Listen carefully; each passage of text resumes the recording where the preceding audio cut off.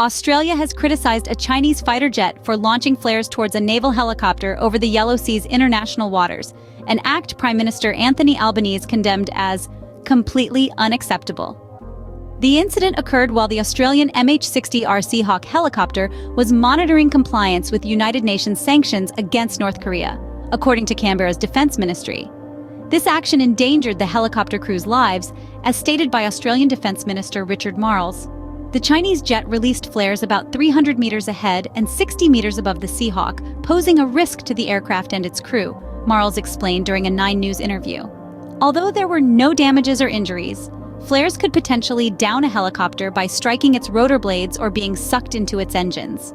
This incident adds to a series of escalating tensions in international waters involving China's military and other nations' forces, amid ongoing efforts to mend ties between Canberra and Beijing after years of trade conflicts and diplomatic strains.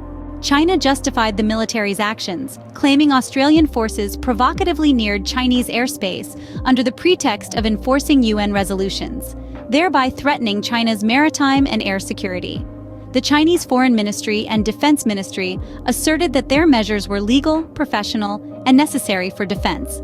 Operating from the destroyer HMS Hobart, the Australian helicopter was part of Operation Argos, a multinational initiative to uphold UN sanctions against North Korea.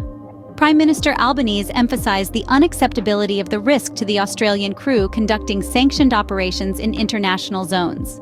Diplomatic efforts were made to address the issue, with Albanese stressing to China the need for professionalism. This confrontation mirrored a similar recent event involving a Canadian helicopter in the South China Sea, which also faced flares from a Chinese jet. Australian opposition leader Peter Dutton expressed concern over the recurring risky encounters with Chinese military forces, warning of the potential loss of Australian lives due to miscalculations in such high-tension situations. Previous incidents include a November encounter near Japan, where Australian divers were allegedly harassed by a Chinese warship, and a June 2022 incident where an Australian aircraft was targeted with flares and chaff by a Chinese jet over the South China Sea. These ongoing conflicts highlight the broader regional concerns regarding China's assertive military maneuvers.